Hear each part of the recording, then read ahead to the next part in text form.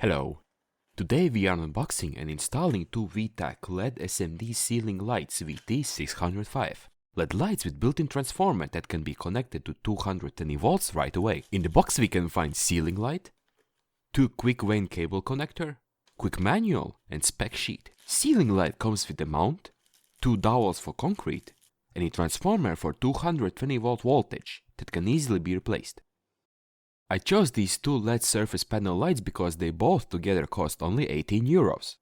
They're also very compact, and because of the transformer, they can easily be connected to your home's electricity network. As the apartment is new, there are only temporary 60 watt filament lamps that we will replace today. Before doing anything related to electricity, disconnect it and make sure that electricity doesn't come to the wires where we will work. Start by dismantling the wire so we can disconnect the hot lamp's wires.